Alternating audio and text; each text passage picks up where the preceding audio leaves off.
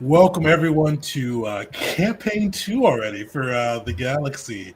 We've gotten our first campaign, and definitely go check it out. We ran the alien system with the adventure Hard Contact. Um, we'll say there was a survivor from the adventure, a survivor. A little earlier than we'd expected. We got to see a different portion of the galaxy, and now we're here building to a new campaign with a new system and different people. At this time, we're going to be using the Starfinder 2e playtest. That's been posted out there by Paizo, so we're going to be utilizing those playtest rules to kind of build a different section for the galaxy. Anybody that's new to kind of what this premise is, the galaxy is going to be kind of a collection of short campaigns. Hopefully, not as short as the last one, but typically between 3 to 5 sessions long. I can go a little bit longer, even with some that are going to kind of show off different sci-fi systems, kind of depending on the tone they were going for. Like the last one was more survival horror. This one could be kind of a mixture between exploration, space opera. It kind of depends on which way we go with some of the different options we've got for missions. What we're going to do today is we're going to go through and discuss some of the campaign options the crew has and choose on one, build out any additional pieces of the galaxy lore that we need to kind of fit in Starfinder, and then very high level get a good or get a kind of a glimpse of what the party is thinking of playing, and maybe just kind of who the group is, the party members will be a part of. So let's kick it off with the first with 3 different prompts, and kind of what I'll do is I'll go through and highlight each one, and then we can kind of go through and discuss them, and then at the end we'll take a vote. Sweet. So let me bring those back up. So we've got 3 different adventures. I think that'll be a good fit for different aspects of the Starfinder system. And for anybody that's new to the Starfinder system, or 2E system, I should clarify, it's kind of very similar. It's based on the same bones as the Pathfinder 2E system with the 3-action economy and kind of their current class and design philosophies. So kind of it's going to be a little bit more like what's a good word for it? Kind of sci fantasy a little bit too, with kind of how it plays with a lot tougher characters than the alien crew, with kind of more equipped to brawl and handle things through combat, a lot less survival horror on that side. And I think these 3 should play these missions should play to that. But the first one is called Planet Race. The Mungazi are assembling a team to establish a neutral outpost on a kind of a recently discovered planet on the edge of space. The planet was found by a group of smugglers who were evading galactic authorities and jumped down a newly created wormhole and arrived at this planet that has been unclaimed. Their sensors discovered that the planet has high quantities of valuable minerals, and even some trace kind of mines of Zro have been located planet side. But one of the biggest things is they found some signals, unusual signals that typically match unearthed ancient tech. With this, it seems like a ripe planet to be claimed, to be discovered, to be quote unquote conquered. With that, the Mungazi are hoping to get there first and establish a neutral outpost.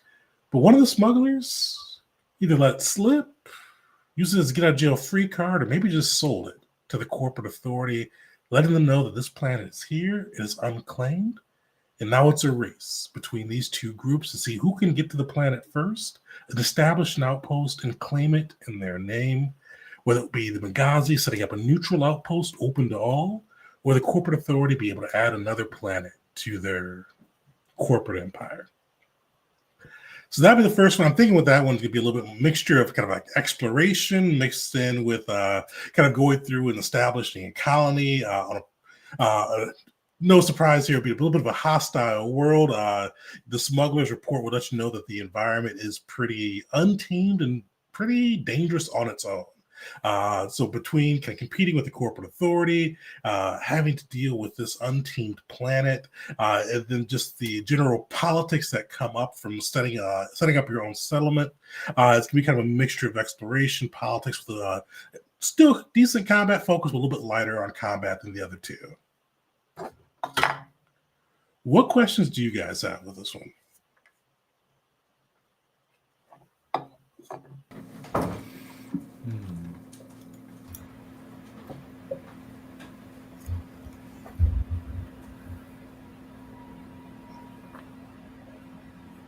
None come to mind for me. Yeah, it's pretty straightforward. Go to a planet, claim it by any means necessary. So we were working for the Mangasi, and this, like, I guess it's the smugglers don't really, or they're not powerful enough to hold a planet themselves, so they don't. Maybe they'll be involved. But they passed on the information kind of to both parties. It likely won't be really involved.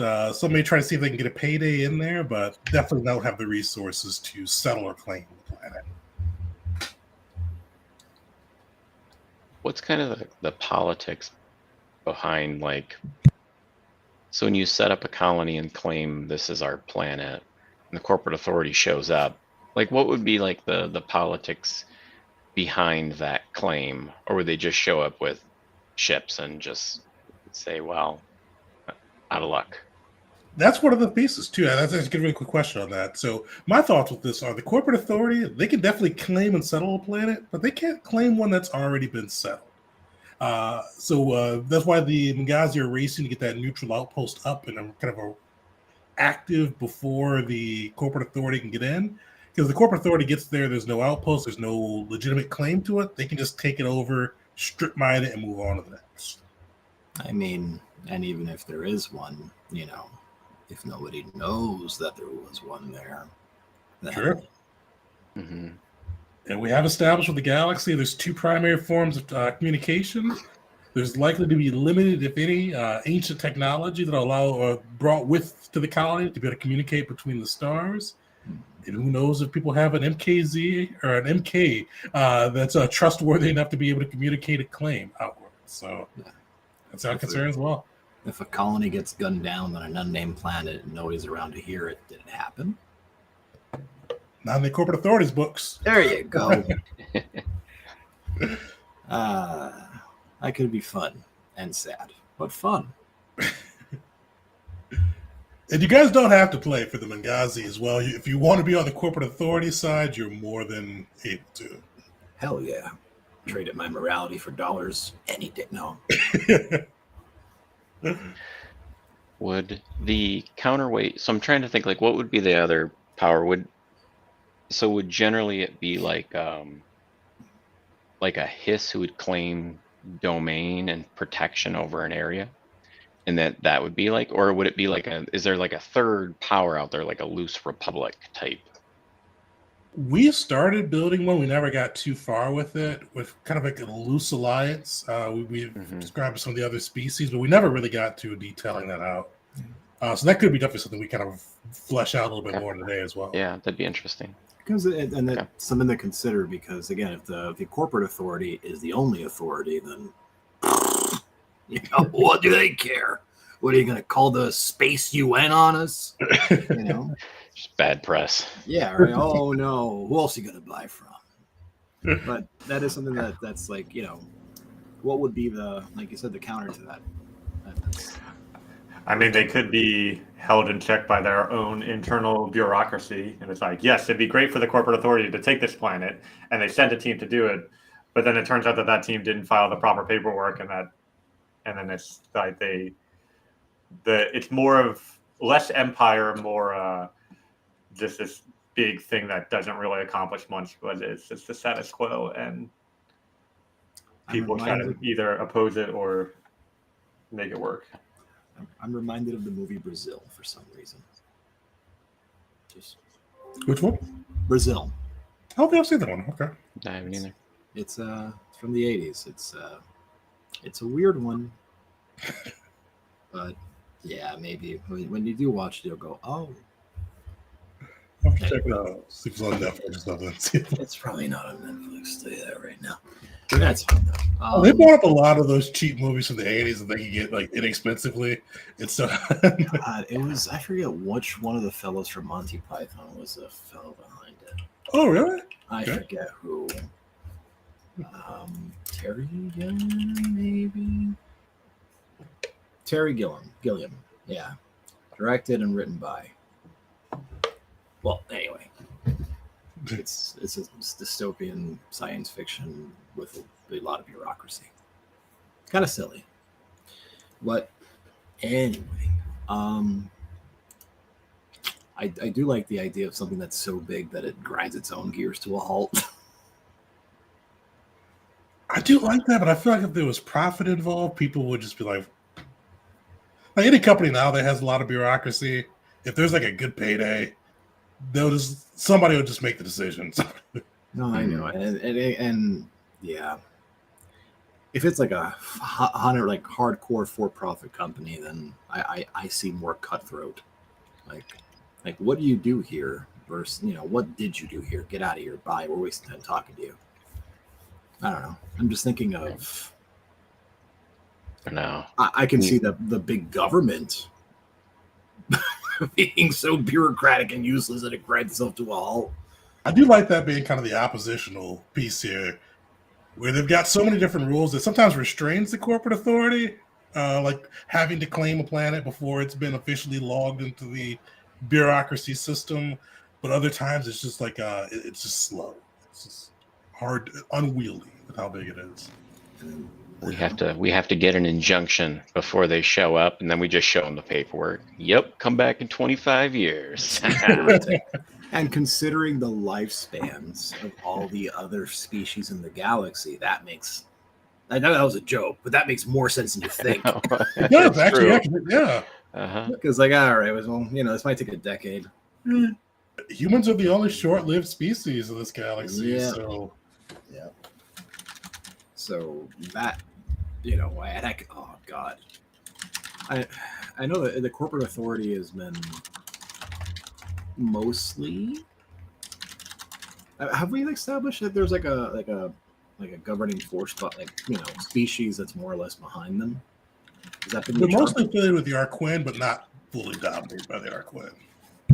I can totally see humans being greedy animals and wanting to just push things along. I mean, just Goodness me. Imagine like the Arquin and the corporate authority being considered amongst the galaxy morally corrupt in a lot of places. Then the humans come in and it's less like, oh yeah, this thing that would have took decades. What did you do? Oh, we got it to go quicker. You completely burned down this planet. But we You turn the understand? profit. But the renewable resources will lead to more profit in the long term. Long term. Long term. Long term. Okay, I'm not gonna be here in that 70 years that's gonna take to set up, and I'd rather get that now. Your quarter centennial review, whatever it is. No, I just like when I watch stuff like Avatar, I'm like, why don't the humans just bomb them from orbit and then go mine the minerals? Sure. Anybody else think that? Just me? Well, I feel like this because the unobtainium is the only thing. You're right. Because I was going to say, some of the stuff the jungle too, but no, it's just the unobtainium. Only the unobtainium. Hey, what's the melting point of that? Let's make it 100 degrees less hot than that on the planet. Yeah, and go get it. Yeah, I feel like Terra first, baby. Correct me if I'm wrong. The Arquin would. I feel like as bad as they can be, they would not consider that as a first option. Versus humans being like, okay, let's scorch Earth and mine away. Yeah. Very, very, square peg, round hole. Well, we'll make it fit. I don't know. I really do like the humans making the corporate authority even more extreme, or extreme and faster than they ever used to be. Yeah, because they were focused on greed, but now it's focused on greed and incredibly impatient. Yeah, maybe there's a old guard of Arquin that have been in charge of the board members of the corporate authority for hundreds of years, but now there's like one branch of it that the humans have taken over, and they're starting to like get more and more influential. And the Arquin are like, no, this is our corporation. Like we're doing things with a long-term strategy, but the short-term strategy is getting the humans more and more power in the authority in the short term. I don't know why that reminds me of Mass Effect. The humans trying to get on the council. Yes. Ah, shoot. Orvano, rather. Orvano. Hey, that name sounds familiar. Shoot, what was the guy's name? Was it Orvano? I think it was Senator Uvano. I could be mistaken. Maybe I'm mixing my sci-fi worlds right now. But yeah, that guy was a sleazeball. But yeah, gives me his kind of vibes. Yeah. Yeah, but it also really does. I do like the idea of almost a counterculture in the Arquin, and like this. I call it old money, but more like the more pseudo practical thing of the Arquin. Not necessarily morally better, but more so like, okay, we are going to be here in like 300 years from now. Let's not destroy these potentially more profitable planets. I like it, kind of the old guard, new guard, even split with the Arquin too, because profitable quarters are fun, but get more if you waited 100 years. Yeah. Actually, I was watching Landman, another great show. One of the quotes from that is like, "How do you get rich?" And it was basically like, you get rich by betting the house, and then you stay rich by being conservative with what you win, right? Like the Arquin are like, "Well, we're already rich. Why do we need to take risks?" And then you get all these humans coming in. I'm gonna bet the house. All right, I'll double down. Go team us. I don't know why that's so terrifying. The idea of the actual bug race of here being a little bit scared of the Zerg humans coming in to take over the corporations.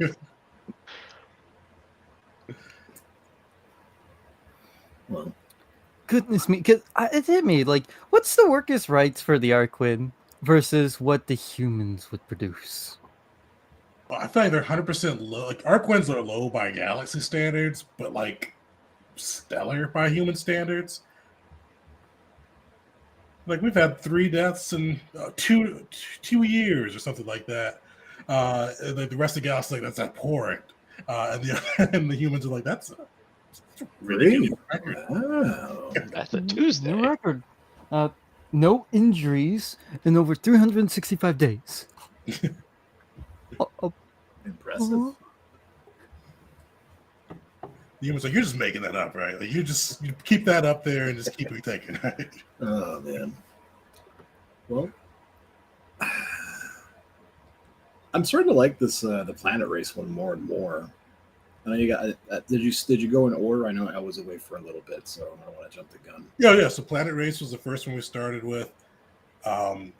So were there any other thoughts on that one? If not, I'll move to the other, and then we'll kind of go through that one, the last one, and then we'll get the vote. Yeah, let's move on to the next. Yeah, let's get through them and then barrel in on it, and we can build on that because I'm. Ooh, now that damn, that one's interesting too. I'm sorry. Go ahead, continue. So our next one will be Devastation of Fiends, a group of MKZs, and for those who weren't maybe there for our creation video, the MKZs are the people that have connected to multi-kinesis, but have also are addicted to Zero. So people with incredible powers, incredible addiction, terrible judgment. They are have been terrorizing Sector 6175, targeting Zoro refineries, taking out restored ancient tech, and worst of all, they've recently hunted and killed a paver. Zarvog, the Duran protector of the sector, is bringing together a crew of hunters, those willing to defy the MKZ's ferocious reputation, and hunt down these menaces, and hopefully bring safety back to his sector. But will the hunters be able to find the MKZs? Or will they be able to find them before the MKZs commit another atrocity with this row they've stockpiled after raid after raid? So this one, this one will be a little more combat focused than Planet Race. It's going to be kind of hunting down this group of MKZ style terrorists who are copped up on Zero and just kind of feeling themselves a little bit. So we kind of trying to find these people, trying to figure out what their overall plan is, and seeing if you can stop them before they can execute it.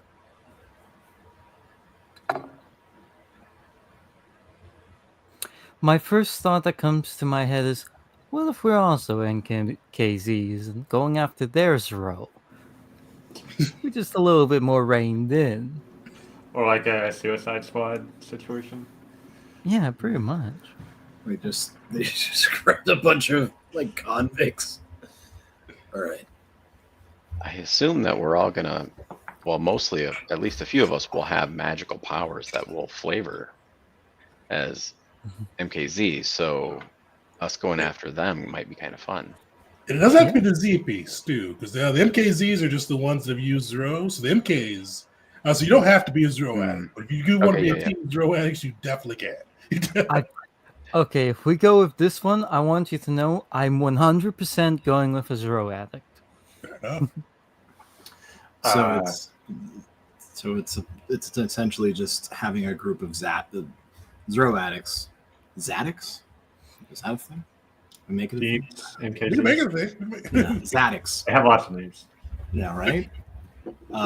Just one group versus the other. And let's see what happens. Yeah. That could be fun.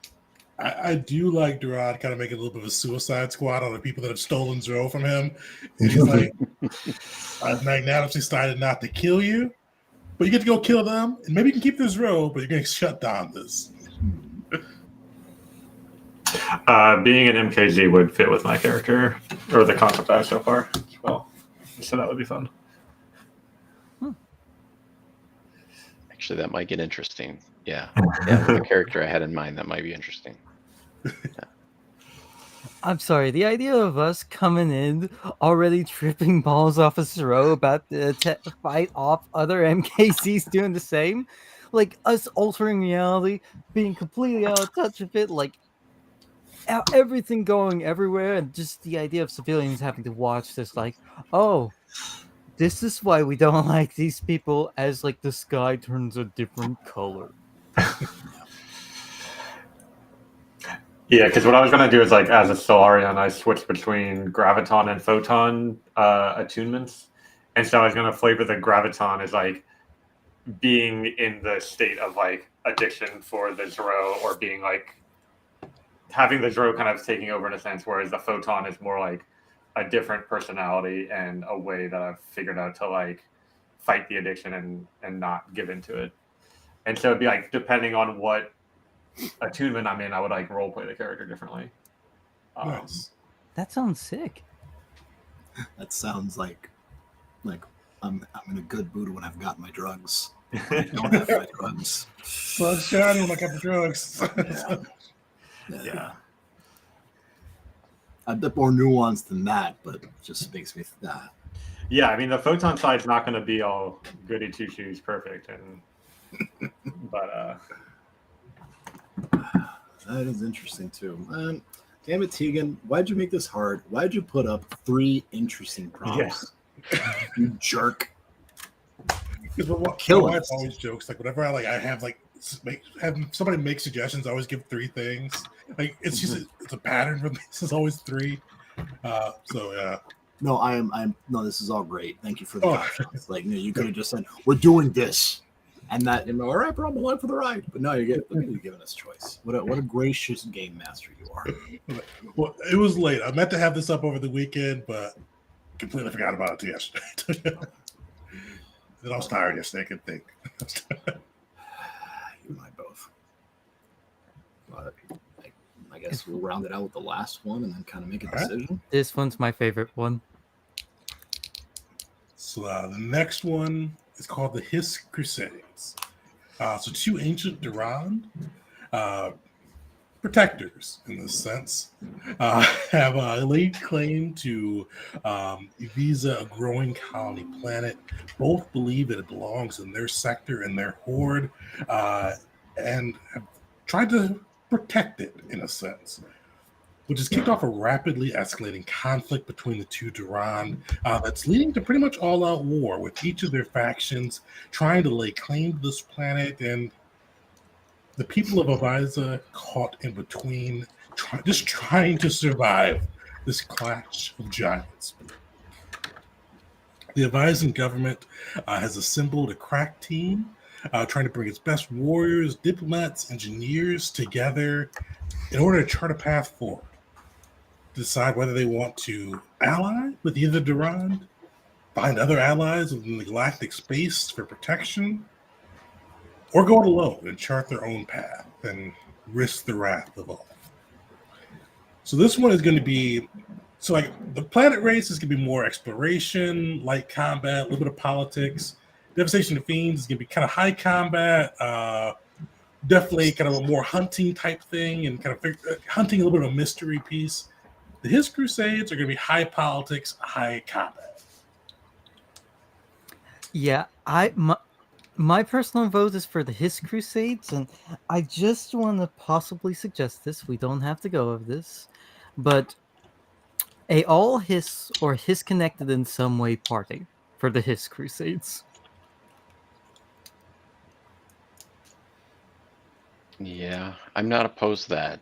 So when I looked at these, the Hiss Crusade was kind of the one that popped out to me, because to this point, we've kind of, at least in my mind, I've considered the Hiss the good guys. And so this is fun because it flips it on its head. Yeah. We get to see what they're willing to do to protect the people they say they are willing to protect. And we get to see what happens to those caught in the crossfire. All Hiss, eh? I thought, okay, refresh my memory, but didn't they have like not a lot of them? So they kind of spread out? They are kind of spread out and limited in number. Okay. Yeah, I don't know if that would. That Not was all a little big. four. Maybe three. Maybe a human throughout the. I'm kidding. What if there was one Hiss and we were part of that little baby Hiss horde? Oh yeah, that'd be cool. Hey, Hey, yeah, and anybody that wants to hiss it up can. Well, if we choose this one, I'm playing a Hiss.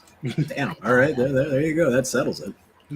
I gotta admit, if we're putting it to a vote, His Crusades is probably it. But goddamn, do I want to do the other? If we end up in something else, I'm totally happy too, though. Like they're all fun. I would not be opposed to reuse one of the other ones for a different system in the future too.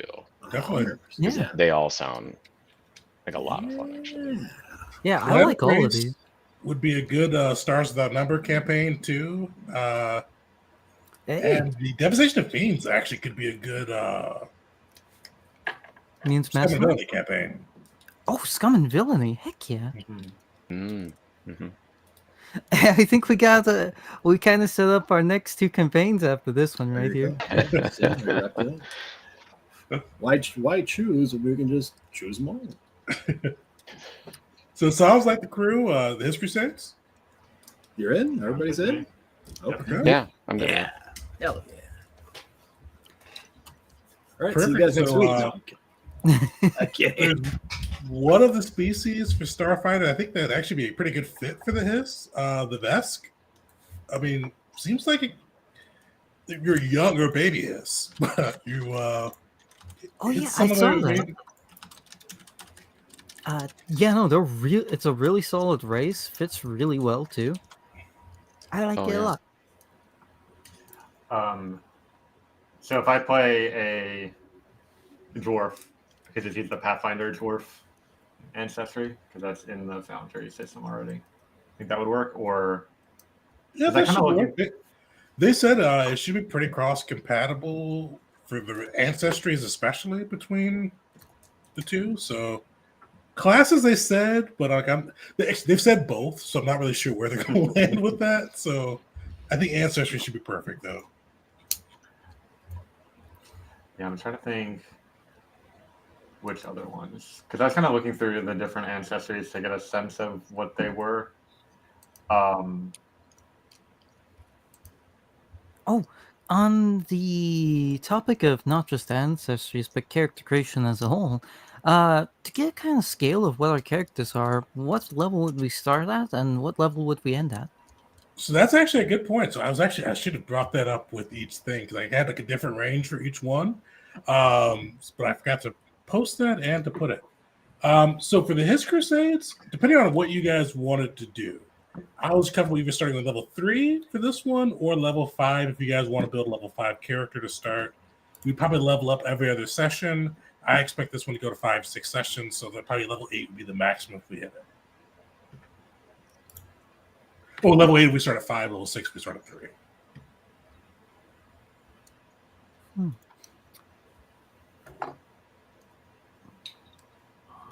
What level are y'all good with? Because if we're starting level 3, that gives us a chance to kind of ease into the system and the classes a little bit more. But if we start at level 5, we get to be technically badasses to begin with. With a lot of class abilities and things we can do. Is level 5 kind of the breakpoint in Starfinder Pathfinder? So Kinda like D&D, nice or- thing with Pathfinder, at least, is that you're usually even level 1 character. You have a lot of cool things you can do. I'd say a lot of things come together by level 3 for sure. But 5 is still like you still get level 3 spells and you do some crazy stuff with it. But there's not a huge leap between level 3 and 5 like there is for like 5e.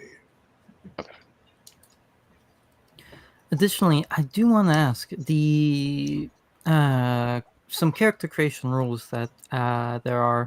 Are we going to be using the ancestry rule where we get additional ancestry feats, and or are we going to be using the free archetype rule? So for this one, we're going to keep it simple. No free archetype or ancestry. They haven't really made the archetypes yet for Starfinder ones. So just to keep it simple on that side, and that way we don't have to like, mix and match archetypes from Pathfinder. Yeah.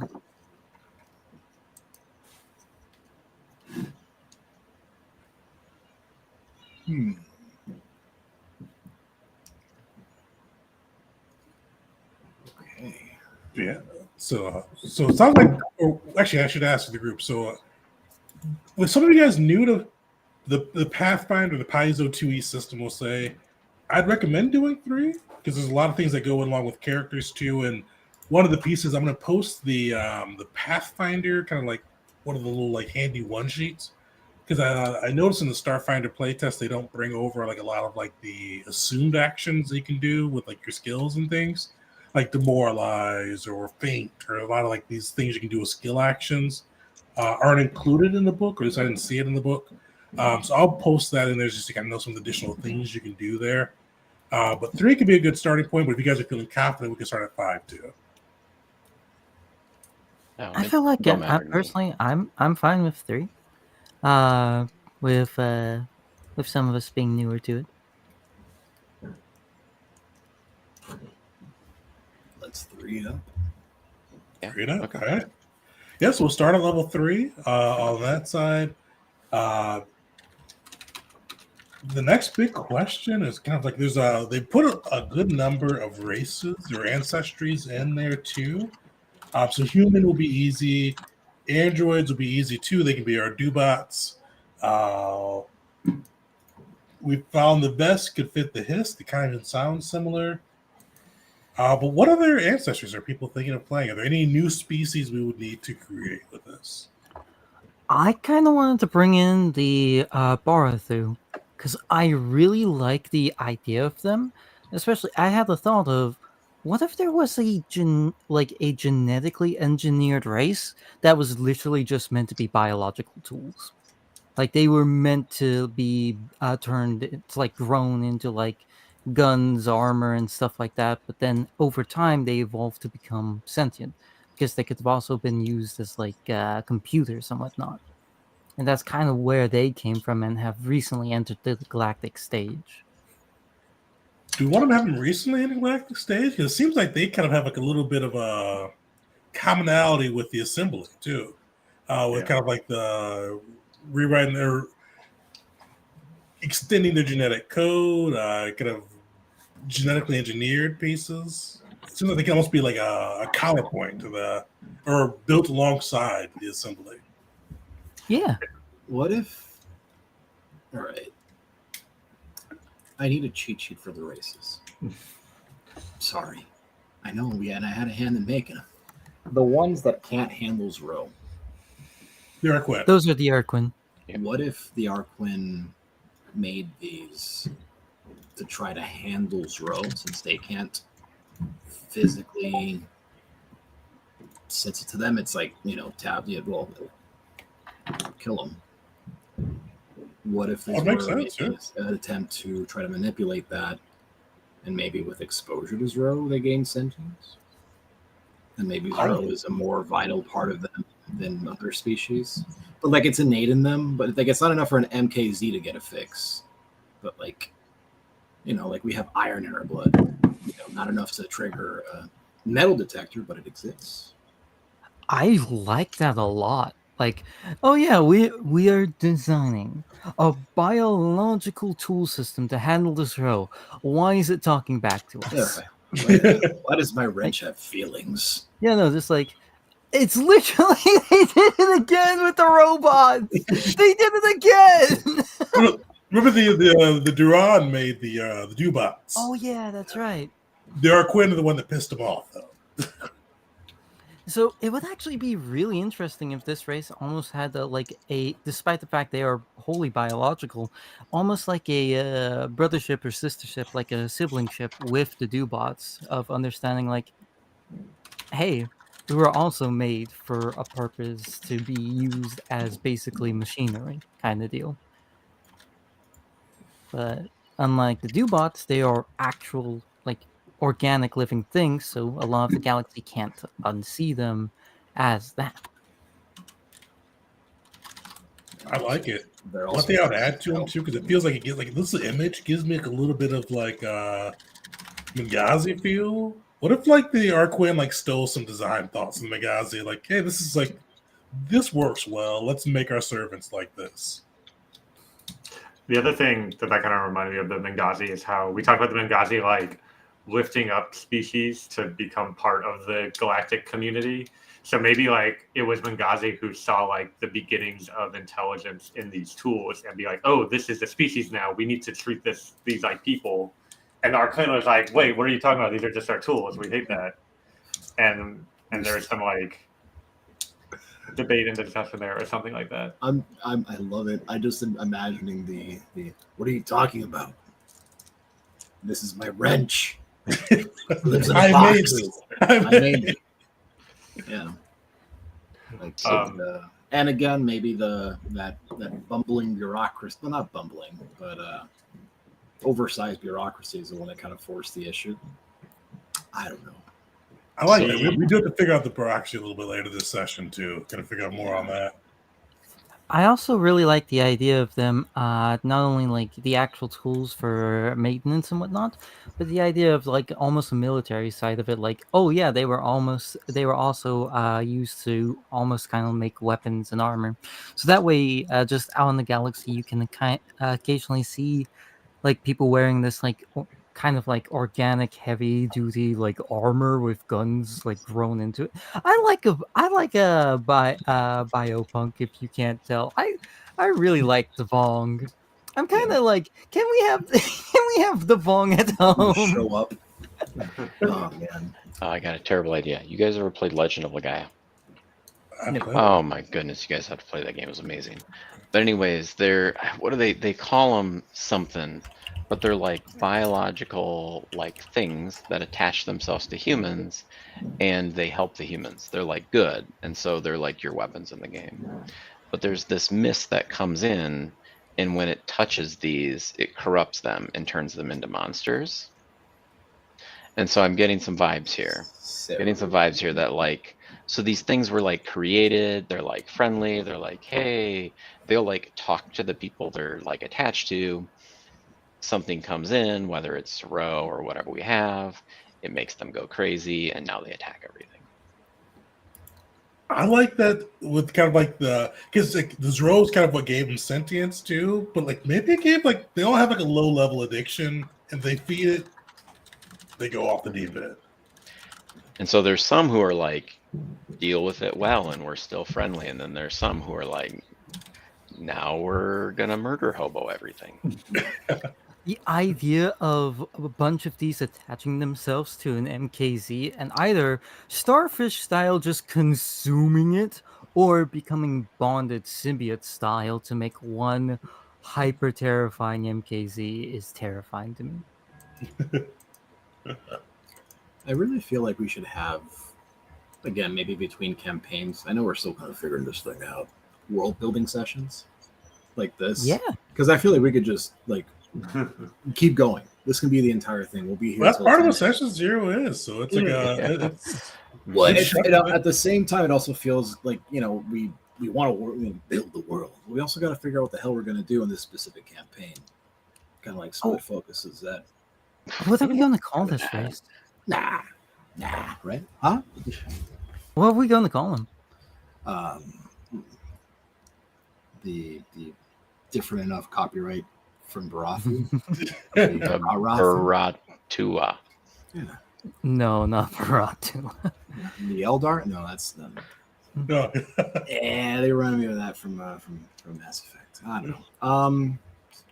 It's gotta almost have. Would they make their own name, or would they keep the name given to them by the Arquin? Of like, if that's the case, they'd be called basically a product name. Are there still okay, so for now I'll just use Barathu. Are there Barathu that still exist as tools that aren't quote sentient? I put that in quotes because that's just the definition that the Arquin used to keep them that way.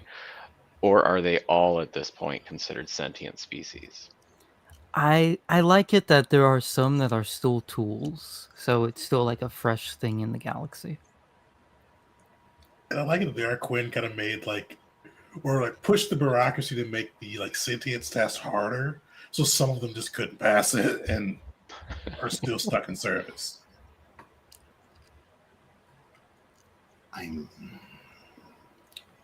That is a lot to think about because I'm like, how would a government determine sentience in a being, right? And it's like, all right, well now we got to release all of them. I mean, let's say we did that with dolphins, and we're like, these dolphins ain't that bright. They're got to stay in SeaWorld. Well, on one hand, that I feel like it's like an ongoing thing of the bureaucracy. Like it's been open for hundreds of years, and it's still like a big case going on. Certain ones that can prove they're very, very smart and get their sentience freedom all the way, but it's still being like a thing that's being debated about, argued over, and whatever courts our bureaucracy has, it has just been stalled there. All right, wild. I think. Wow. Let's take this in a different direction. All right. I know I mentioned earlier that they were used to handle Zoro since they can't. What if the Zoro exposures would, like humanity with psilocybin, right? Like kind of just opened up their minds or created minds, so to speak. So maybe there's still a bunch of them that are still, that maybe weren't exposed to it, but the other ones that have been exposed to Zoro and built that up over time, kind of that, and they can reproduce on their own. They're not relying on them to be farmed by the Arquin, but and maybe that's a point of like a sore spot, give us our brothers and sisters, or maybe they're single sex. I don't know. Well, three sex. I like I'm overthinking this. Well, no, I like that because you could. So then you're in this world where you're either sentient or you're not sentient. We're not living in this gray space, which is easy. But probably the Mengazi or maybe other ones are if we expose them to Sro, then they will become sentient. And the Arquin are no, the science doesn't check out. Yeah, so that was a fluke. Reproduced a bunch of times. I feel like like there could be like because we got a bunch of different species. They're gonna have issues that they disagree over. I think this could be one of them, and maybe it's like a really sore spot. And maybe the sentient Barathu hate the Barathu a little bit. I like it. I don't know. Just a thought. A long thought. Sorry. Oh, Sorry, Burger, I cut you off there. I didn't mean to. No, everything that was basically said is that something that I was gonna communicate on. I really like that. Like there are some that simply have not been exposed to Zro, so they're still tools. Yeah. You can make them sentient. That also comes into the whole discussion, the argument of like, okay, we can make these sentient, but is that right for us to do? It's almost a little too on the nose. Is the potential of life actually life? Ooh. All right, let's veer it back to sci-fi, guys. I like it. I think there should be like a lot of the Barathus, whatever name we come up with them to. Mhm. I think they should outnumber like the Arquin and maybe like some other species too, where it's kind of a conundrum if they like Zero and give them that intelligence, they could be like a major power. Yeah. Mm-hmm. I like that. Goodness. Is there two? I'm trying to remember. There's two different types of Zero, like right. There's like a synthetic, and then there's like a pure natural. That's right. Maybe the pure natural is what gives them sentience, but the synthetic they can interact with, and it doesn't do that. Oh, maybe to your point earlier too, the synthetics is the one that kind of like drives them crazy and drives them kill. It's funny. Yeah, It's I funny like how that. ideas come full circle. I like that. I like that a lot. Okay, so pure Zro gives them sentience. Synthetic Zro drives them crazy. Is what we're going with, or Yeah. okay. Yeah. I know you're taking notes, so I'm sorry that we keep going back and forth. My sympathies. Started just writing more questions or maybe this instead of actually facts. But once we nail down something, then Is this world building or half-ass improv? what's the difference? The Mindoru. Yes. It's close enough to the name on Starfinder 2e, but also if these are akin to Mengasi and were almost based off of them by the Arquin, the Mindoru. We got a name. I like it. Yep, Minthar. Yeah, I like it. All right, so we've got the Mintharu now, based on the Barathu species or ancestry. Is there anything else we want to bring over? We got the Vesk, kind of standing in for the Hiss. I was thinking, what was the name again? I just lost it. The Shirin could probably fit for the Arquin. Yeah, the good old bug race. Got the humans. Yeah. I like the concept of a small energetic species, and like there's several in Starfinder that would fit that at least a little bit, like the Yosoki, the Skittermanders, and the Tantra. I feel like a species that's less official feeling than a lot of the ones we have are like, because all the ones we have, it's like the Arquin are very corporate bureaucracy. The Mengasi are like trying to raise up lesser races. The Hiss have like these grand plans. Maybe a species that's more just they're on every planet, and maybe this is what our humans are kind of doing, but it's like not as involved in galactic schemes, just trying to get by in the day to day, and less very little galactic-wide power or even like planet-wide power. Just something so like smaller of stature, just kind of behind the scenes, but still the potential for being a hero. I kind of like that for like the Yosuke Skittermander and the Panthara.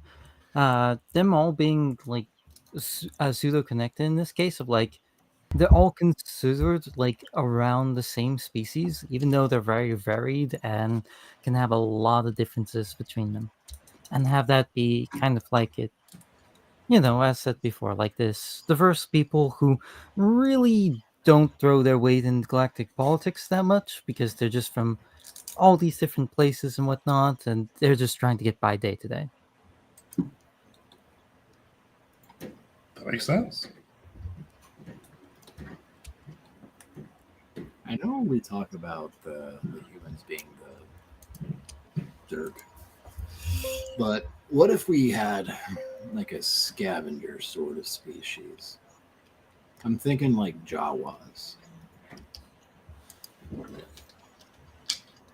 And maybe, I don't know. Like I'm thinking like what would be something beneficial that they would provide to a planet? Like scavenger species, like maybe they're good at like just repurposing old tech, like taking it apart, rebuilding it. And they do it quickly and efficiently without much. Because again, And like, because the assembly kind of does that, but they're super like, at least the way I view them is like traditional and very like they have their rules they'll follow. They won't deal with throw. Lots of like ancient history there. Whereas, because aren't they like, right on the pavers? Yeah, they're not exactly accessible, right? So I see them as kind of almost like monks, almost, if that makes sense. Kind of like they're devoted to what they deify, being the pavers. Yeah, like tech monks or engineer monks, which is kind of cool. I dig that, but I'm thinking like something like the Skittermander because they look pretty funny. I love it. They're nuts. But like I'm thinking something like that. That's really good at like recycling tech. Like maybe they've got I don't know. Like you've got a bunch of space junk in orbit. We got you. We'll show up. We'll show up in our haulers and just we'll make use of that. We'll make use of that metal. Don't worry. I kind of like them being like, what's the word, Romani. They kind of like go between different planets. Like there's usually like a good population of them on pretty much any truly established planet that they just do there. That they're not involved in politics. They're not doing any. They're not making any huge moves, but they're out there like repurposing the tech. Maybe they even go like finding the ancient tech and getting it working again. And they kept around, but still not like viewed super favorably because they're always moving. Yeah. Yeah.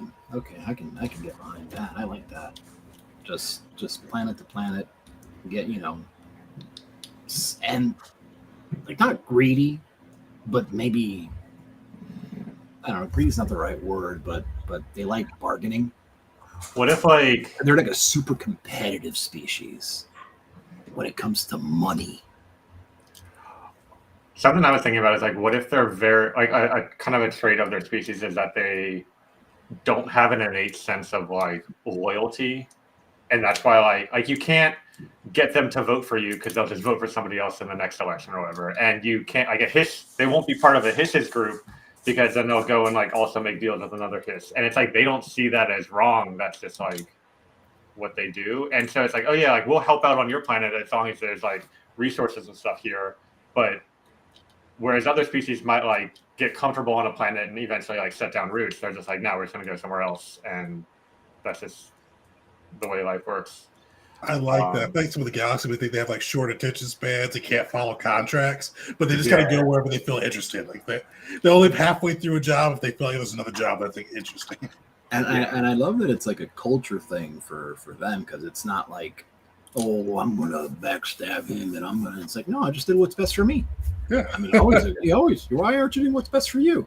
You're doing that too, right? Yeah, you're doing Things change. The best thing changes, and I gotta get the best thing. So like the Galaxy like knows too. So they're like, yeah, we'll pay you when you're done. Yeah. You get a quarter of it up front. Like they left. Damn it. You get an eighth of it up front. Damn it. I like that. Only the desperate pay them up front. Yeah. Okay. I mean, we're not trying to make money off of this, so I think we can just call them Skittermanders because I think that's a cool name. Unless, of course, you guys got something better. Works for me.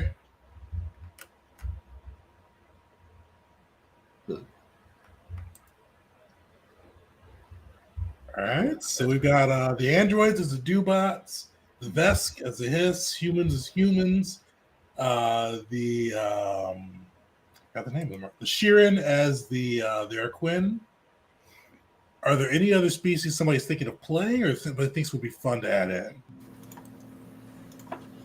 I mean, the other direction is there's not really a good analog for Mangasi. Not that I'm planning on playing one for this, but it could be fun to homebrew a species for that eventually, or try to find one where like the aesthetics are very different, but like I don't know. I haven't looked too much into say the Kasatha, but maybe their feats relate to something that would make sense for Mangasi or something like that. To where we could just use that kind of stuff. But and then I haven't looked at the Baratheon's feats, but would they make sense for Mangasi? It seems like it would. They fly. I was looking at Baratheon. A lot of their stuff is related to changing their biology. Okay. I think one of their things is that they can retrain an ancestry feat in like a day, even if it's like a lineage one or something, which is very cool, but not super related to what the Mangasi are doing, I think. But also, the nice thing too is there's another book coming out. Like I probably should have it in 2 weeks or so. Called the Galaxy Guide. That should have like I think they have 3 or 4 more ancestries in there. We can see if one of those fit the Mangasi a little bit better too. Yeah. Yeah, in other systems, we might find some inspiration too as we go. That do. Yeah, I feel like though Starfinder is the one where the species has the biggest impact on like the character choices and stuff compared to all the other ones we've been playing, or we have planned out to play.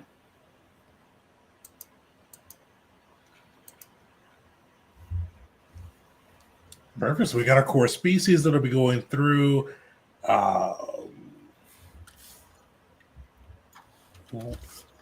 So I think one of the few things we mentioned that we still wanted to build out were the bureaucracy with kind of whatever that is. And then after that, kind of like go through and kind of see high level what classes people are thinking of.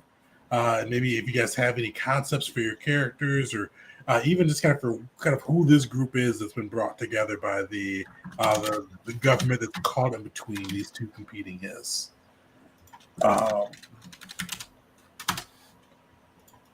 Let's do it. Let's take a 5-minute break. We'll come back. We'll hit the bureaucracy, dive into character concepts, and then potentially wrap it up.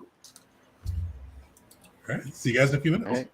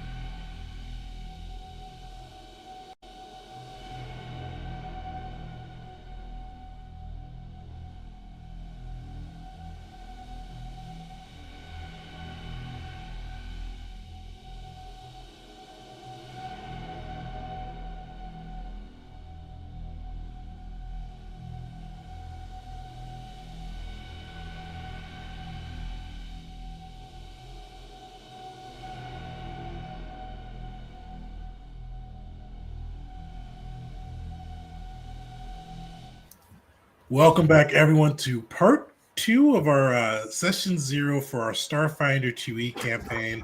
We missed the playtest feedback period, but we're going to be trying out the new Starfinder 2e rules. For anybody that's curious, from what I've heard, they're debuting at Gen Con, or they'll be released at Gen Con for the full version of it, so stay tuned for that piece. But so far, we've chosen a campaign. We're going to be doing the His Crusade. What we're going to be doing next with this is kind of filling out some more pieces of the galaxy, and then maybe getting a sneak peek to what people, are thinking of playing for their characters. So one of the things we talked about a little bit today, but like we've not really fleshed out, is who's this other kind of big player in the galaxy. We've called them the bureaucracy so far. It seems like they have a lot of power, but they've almost put so many safeguards on their own power and so many different rules, regulations, and protocols. It just takes ages for them to wield that power. So I think it'd be kind of cool to flesh that out. I'm not sure how much it'll come up in the His Crusades, but I definitely know in other campaigns that'll probably be something that's referenced pretty much through all campaigns, but definitely something that can play a major part in some of the other ones. What are people thinking for the bureaucracy so far? I don't think they'd call themselves that. I find they have a very inspirational name. Yeah. Inspirational, aspirational. The coalition of the aligned powers of the galaxy. It wouldn't make sense for them to have some long, stupid name. Indeed. No, long aspirational name, but the name itself is a good acronym, but it's a lot.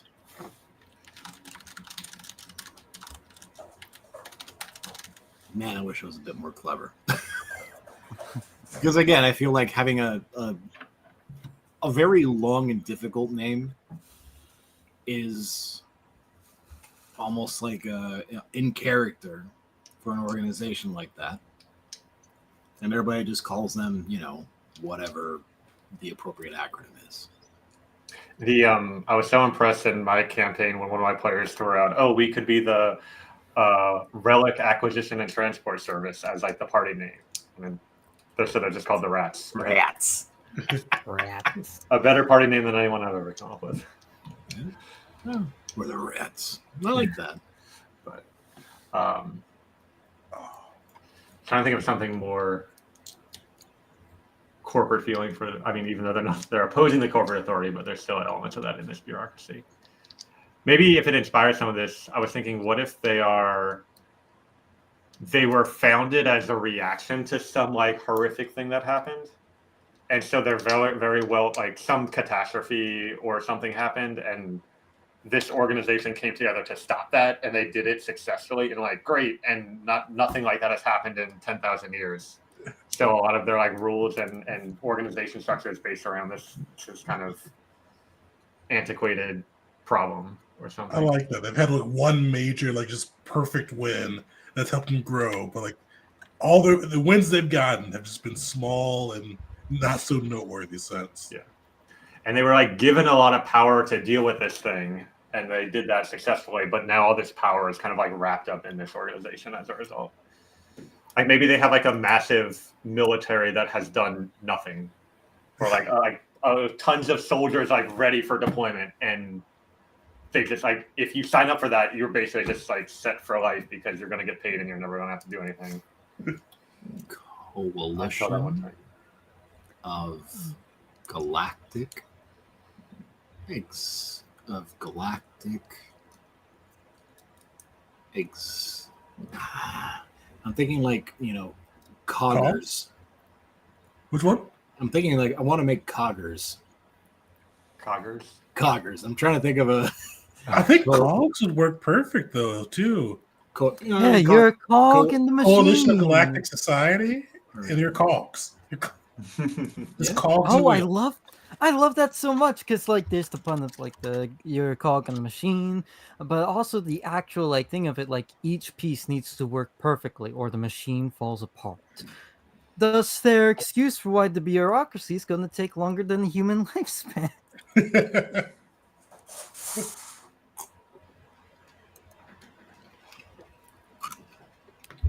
So for our what was it, Coalition of Galactic? I mean, What's could the go other? safety, Strategy. society, I like Society. Coalition of Galactic Society. It seems like somewhat aspirational. Yeah. You can put it on posters. On you can on I can see that on like letterhead if that's the whole thing. Yeah. And the society is very, very on point for like writing it out the whole time. They hate the Cog's name. Oh, the cogs. Right. Coalition of Just Galactic Society. yeah, the Coalition of Galactic Society. Yes. Oh yeah, the cogs. This guy. Yeah. Okay. I'm all ears for other stuff though, guys. Any yes, no, maybe, could be. I like that. Unless somebody else said I something. do. Yeah. I do too. You're Right, on it is. mute.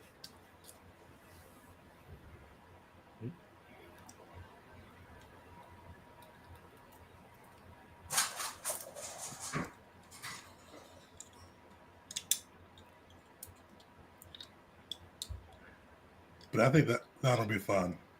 Okay. What do you think, Keith? Or is it give you some tech difficulties?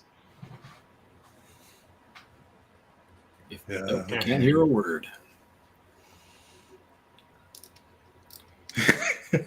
Thumbs up on the name or thumbs down? Or can you hear us? I heard for the briefest of hey, there it is. Oh, there it is. All right, there we go. Okay, yeah, no, I'm a big fan of the cogs. It might be kind of funny though if like for 1,000 years they just referred to themselves as the Coalition of Galactic Society, and no one ever thought of this until the humans came around. And the humans, when they first entered, they're like, "You're the cogs," and they're like, "No, we're not the cogs." And they're like, "Crap." Maybe I like that. humans are the only species that use acronyms because they just don't have time to say the whole thing, and everybody goes, like, "Why not just call it by its whole name?" It's like, That's a lot of words. I have 60 years in this galaxy. I'm not gonna waste my breath with coalition of what it's cogs. You're all cogs. I like that.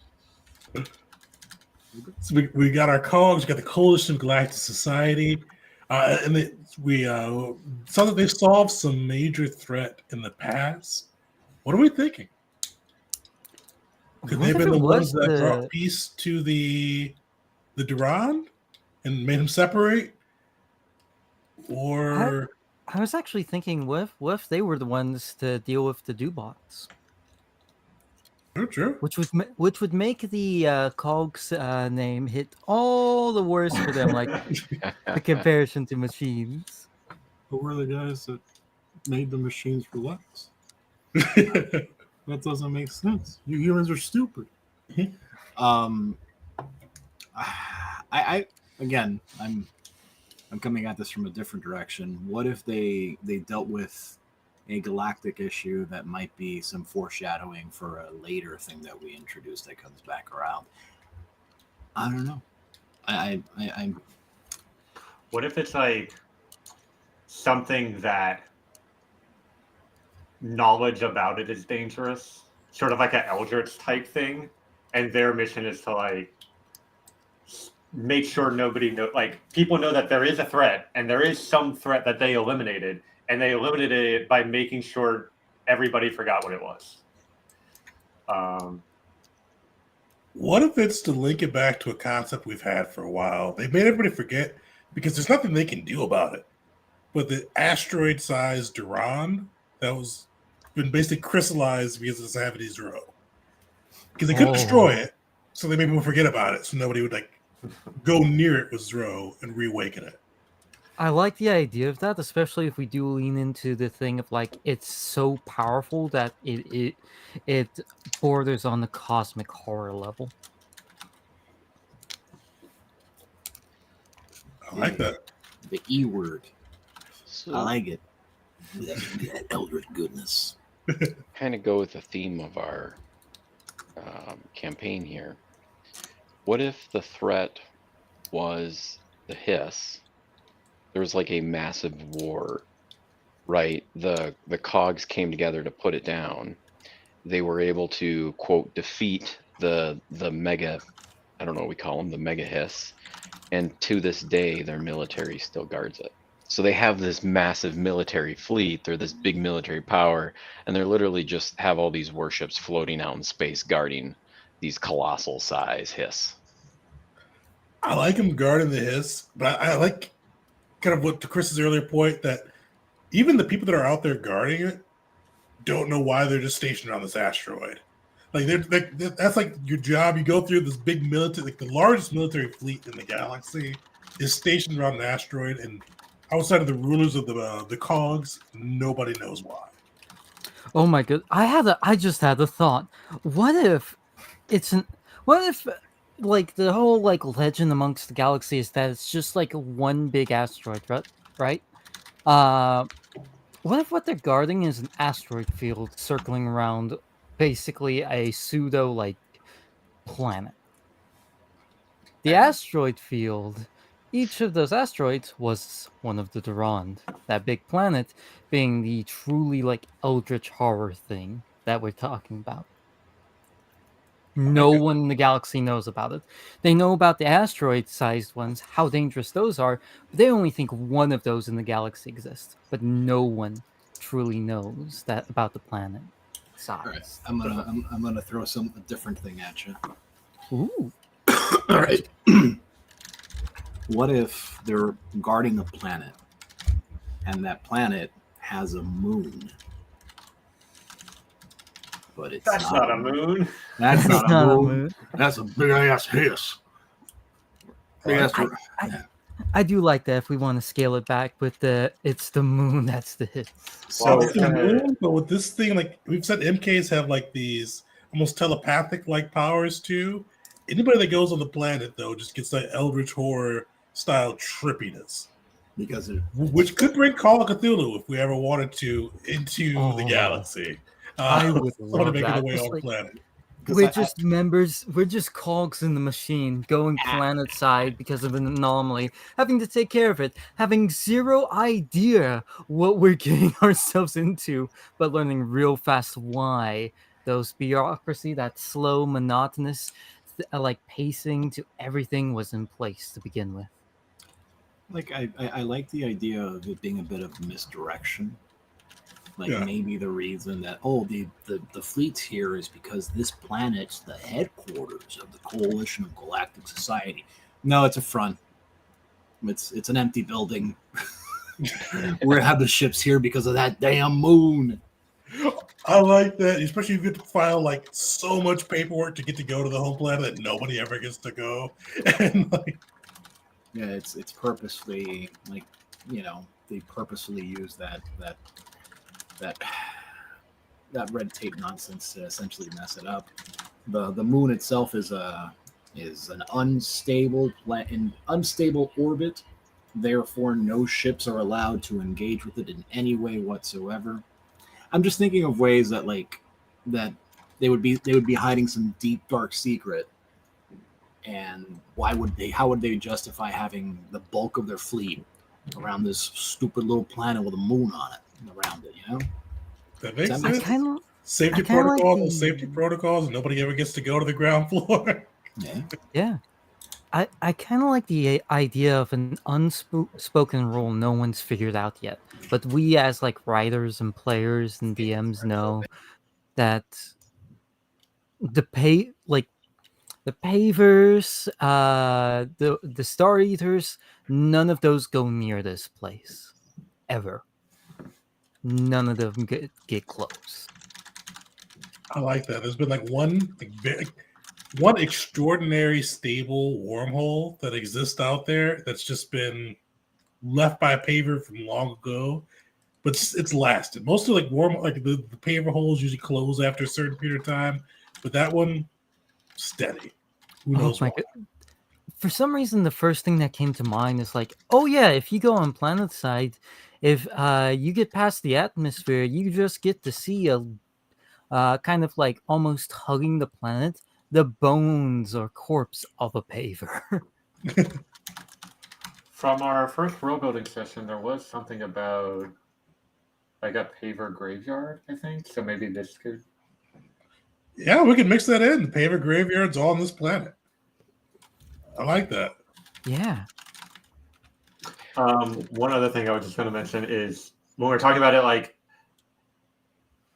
the planet size hiss, like one of our future campaigns could be level 20 Starfinder, where we get to kill a planet.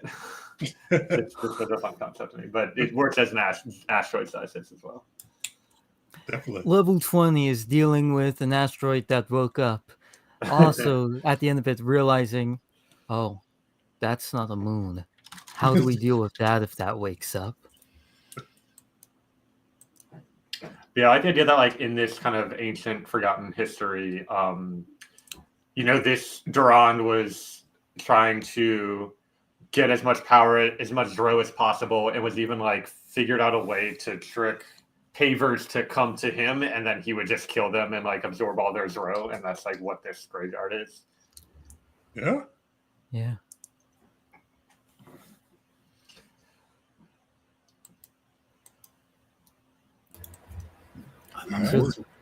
We've got So, our. Go ahead. to restate, this world is the paver graveyard, and that moon is what attracted. Oh, sorry. That moon, that the run of the past, is what attracted them.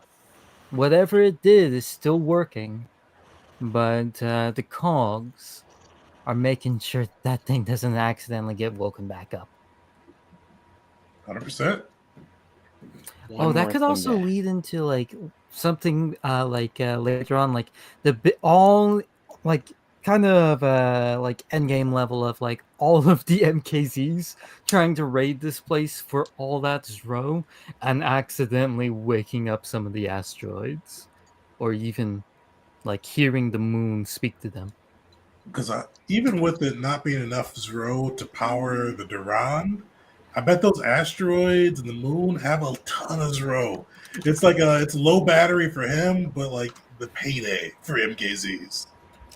Yeah, I feel like the one thing about cogs is they have a zero tolerance for any use of Zro whatsoever, and that's like if you can get a job with them, it's one of those like cushy jobs where nothing ever happens and you just push paperwork and collect a paycheck. But that's the one thing where like, oh, your cousin had Zro one time and talked to you about it in this text message, you're fired and you're never working for this massive, like you're never being involved in this organization ever again. I 100% agree, yeah. You discuss curiosity about trying Zo one time when you were 14? Unacceptable. Frequent Zro tests, especially for their MKs, like it's just like it's almost obnoxious how much you have to get tested. Yeah. For us right now, we understand why, but for the average citizen of the galaxy, it's just like, why does this exist? Nothing happens here. Why be so stringent on it? Like, I've never tried Zro, but my cousin, 4 times removed, once discussed, like, hey, wouldn't it be interesting? And now I can't get a job here. Well, and then I'm just thinking about like, it's because one of the people in charge is friends with an Quinn who has a testing facility, and he's the one that builds them, and that's why. I'm trying to inject conspiracy theories into our world. That's how you know it's Yeah. If you ever have a character need a personality trait, there was one shot a while back where I played a conspiracy theorist. That's my character. And it was a ton of fun. Yeah. Who leaves all this gold in these dungeons? For what? They're not coming back for it. Makes no sense.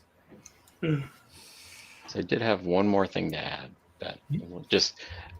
So it would be the question of what happens if you go to the planet. And so maybe that's how you, quote, learn the secret. Maybe it's the Durand or something kind of shows you what happened. And so the senior leadership of the cogs, as part of being senior leaders to the cogs, you have to go to the planet. And that's how they know. What if it's people that have like their MK abilities active? right? It's essentially of a planet full of the ignorant. Or, is that the right term? Unenlightened? I don't know. What would the in-universe normal people? How about that? There you go. A planet of boring normals that don't have MK abilities. Because the stronger your MK ability, the more aware you are, the more it can communicate with you. Yeah, maybe that's the reason they treat MK in general as well as zero as like a zero tolerance thing. I can like using the zero for technology, but not having their people indulge in it. Does that make sense? Yeah, so the people wouldn't indulge in zero, and maybe for like going to the planet, they've got MKs in there for communication, for kind of all the things that MKs are good for. Or what if they're like super anti MK and they rely on ancient technology? That can work too. Because I'm trying to think of like, what are the flaws with them?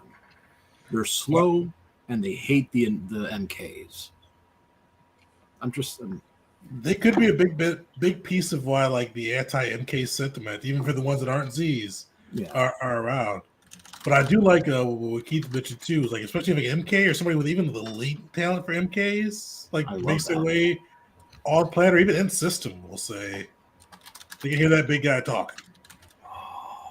Oh, that immediately leads into, because we've established like all the Duran even have some like small latent ability with it. The Duran cannot be a part of the cogs at all, especially given what they were, what their achievement was. What if some of the would the Duran know what's out there? Like the eldest of the Durans. I think they would, but they don't want competition. So they're like, fine, you got these guys locked down. We won't talk about it. I'm thinking of entirely fair. Like an end game sort of like campaign hook or whatever, but like an MK with the ability to communicate out makes his way to the planet, and then the moon figure uses it as a conduit to communicate to the rest of the galaxy, which starts a mad dash. It'd be fun. I'm just thinking out loud. Actually leads me to like, oh yeah, the moon, and then KC somehow finally gets to the moon, lands on it, and basically moment the foot touches down, gets all this roast sucked out of him. So somewhere out in the galaxy, that's where like this Duran, this moon-sized Duran, makes an announcement. But by the time he's got it done, it just burnt whatever MK he was possessing out. Just turned them to an absolute husk, because they can't even contain a fraction of that thing's power without just turning to statue. What was that, like the eldritch horror in Star Wars? I'm trying to remember her name. Abeloth. There we go. That's what I'm thinking. We got our own Abeloth. We were talking about what their flaws could be. One thought I had is back to how they like have a military that doesn't do anything. They have very little or practically no like practical experience. Like they have manuals and books on how to do everything, and they have soldiers with guns who do like training and stuff. But like if for whatever reason their people get into like a situation like, all right, we actually have to deal with this problem, they're like completely incompetent. I like that. Like they have like a tenth of their, like probably even less than that actually like does thing outside of protecting it, and like they're all just so inexperienced that the smugglers, the like everybody else who would kind of flaunt the cogs authority just is not worried about it. Yeah, very much like they have the book learning, but that's it, and people know how to take advantage of that. I find they put their best of the best too on defending that asteroid. So like the ones that get sent out are the ones that kind of flunked out. Like maybe they have like good numbers, but none of them know what they're doing. We got our stormtroopers. There you go. Yeah. We're stormtroopers in the media betrays them. Stormtroopers.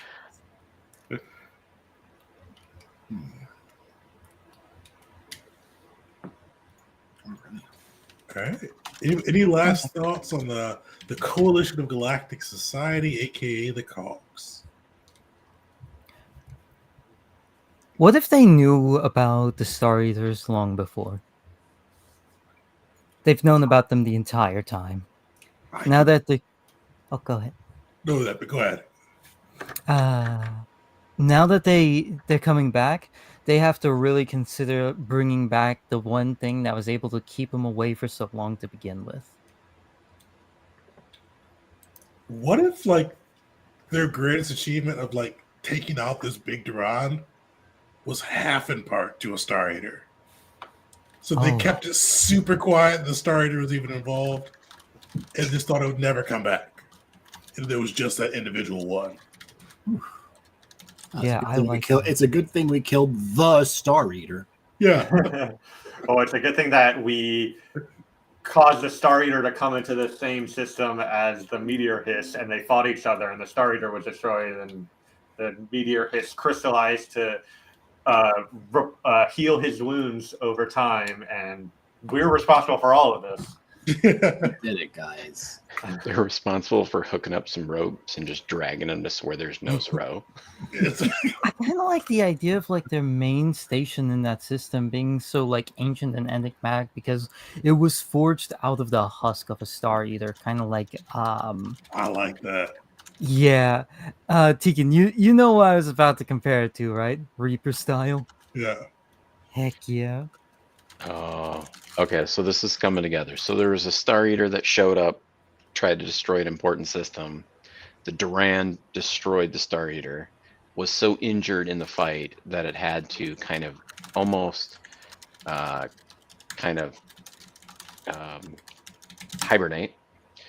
They claimed credit, hooked up some ropes, threw this thing in orbit around a planet where it can't get Zero to recover. And so now the secret that they don't want the Duran to tell anyone is they weren't even involved.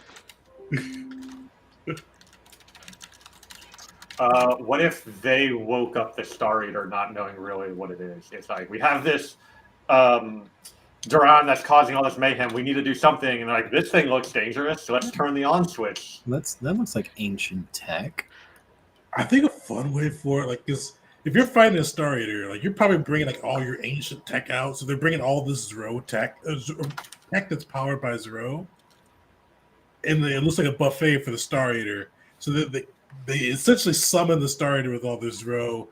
They're losing the battle with Duran. Star Eater comes in. They claim credit.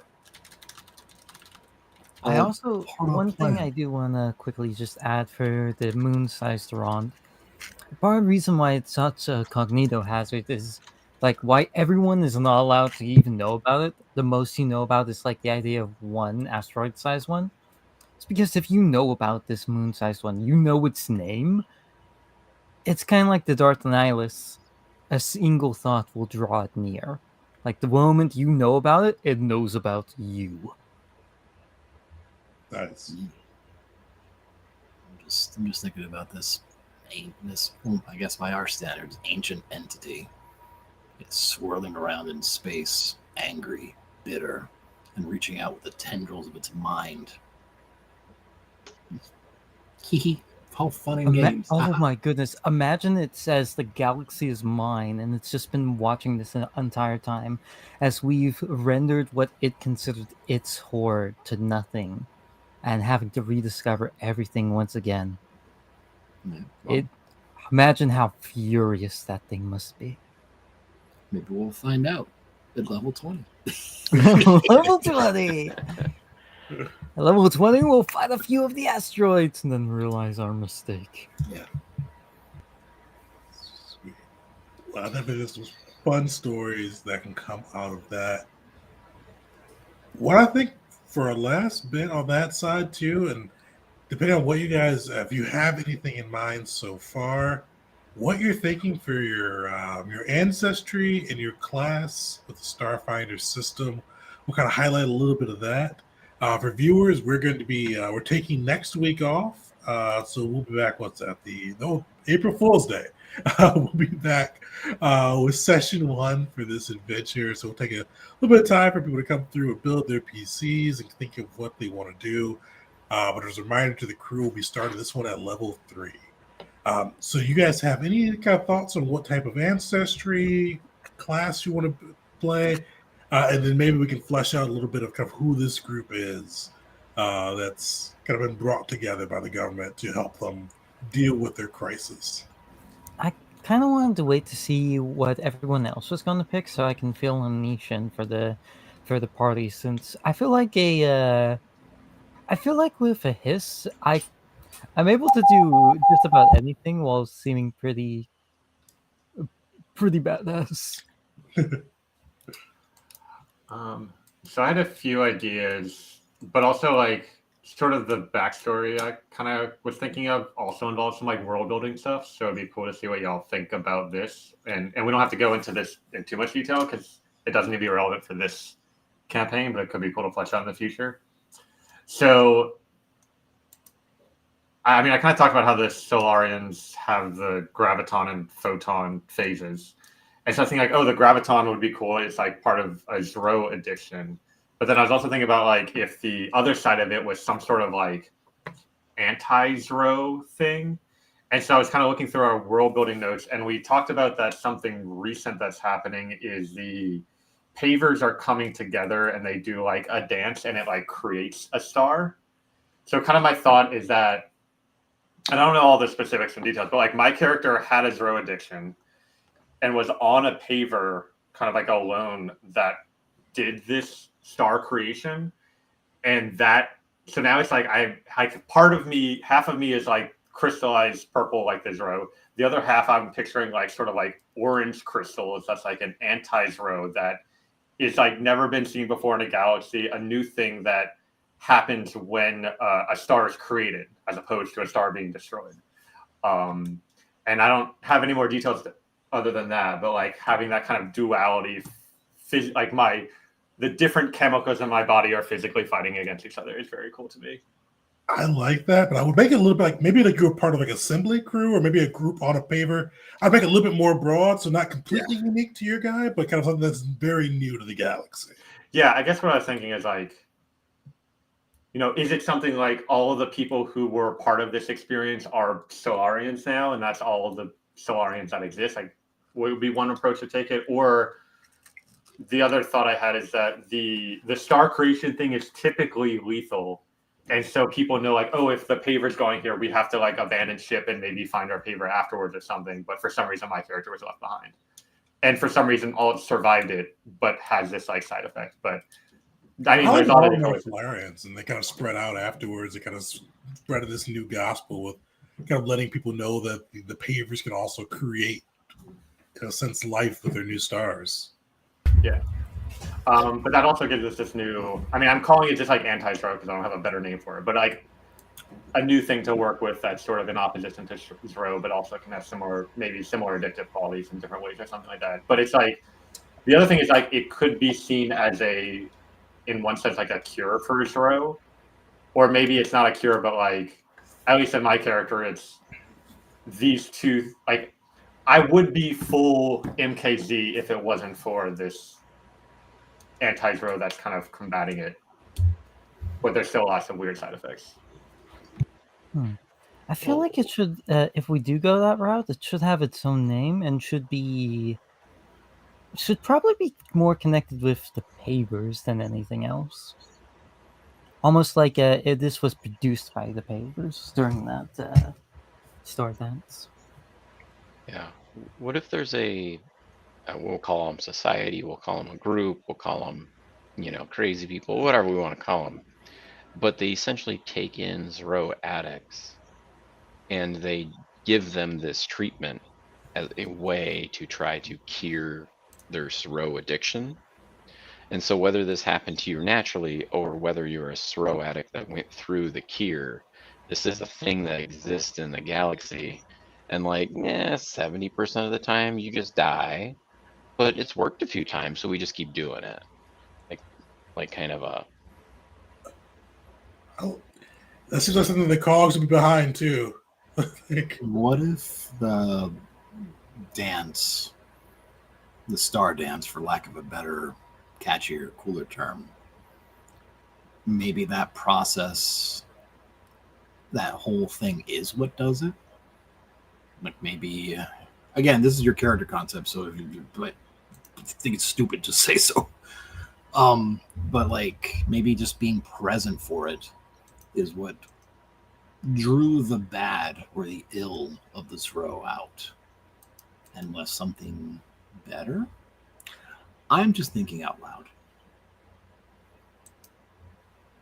And you're muted, by the way. Yeah, because Zro, like when a star goes supernova, that's when we've said like Zro can be harvested. So I'm trying to remember if like that's something only Star Eaters can do, or if like people have a way to do that without Star Eaters. But like it would be a similar phenomenon when a star is created, and probably follow similar rules, I guess. But also like, but the two different chemicals or whatever coming together does lots of weird, interesting stuff. I'm imagining like kind of like if you shine like a sort of like specific light on something, like how it changes its properties. In the same way that maybe like the fetal star radiation, if that makes any sense, does something strange to this row. Yeah, what if we started with the concept that like, all right, I'm going to borrow a little Star Wars here. So Zro exists in everything, but it's in such low concentrations that most people don't interact with it in any way. But what a paver can do is bring that out and centralize it, and then boom, now we've created a star. So when you destroy a star, you get that result. So what if being near that draws the Zro in, and that's kind of the process that happens. It naturally happens, but if there's a high concentration, it'll like, draw some of that out of you. Mm-hmm. Like maybe it drew out enough to slow its growth, but it's still a persistent reminder of what could be. Ooh, I don't know. Just again thinking out loud. I'm sorry. Your character though, so I don't want to like. Yeah, 100%. I always feel bad. I want to suggest things like, oh, this is cool. But at the end of the day, it's your baby. Yeah, but it's also like our world, and all I really need for this character concept is just this duality concept of two different things kind of at war in my own body. But the specifics of that, I think of more as a world building thing that we can kind of come up with together. So. If we want to get a little more spiritual with it, maybe it's dependent on your character's mood. Kind of like, Hulk and anti-Hulk, right? If you make me angry or, given the negative thoughts, that part of your character essentially wins for a bit. Hmm. Yeah, I was definitely going to play until because it's a game mechanic of switching between each form for the Solarian. And so, like I said, there's going to be personality traits going along with that and stuff. And so the Zro side, I was going to have kind of be more like how we played the Fiends and the Addicts, and how they're we'll do anything for it and are kind of hostile and desperate. Whereas maybe the other side is more of a suppressant type drug where it makes you less active and more chill and stuff, but that also is not something you want to be in all the time.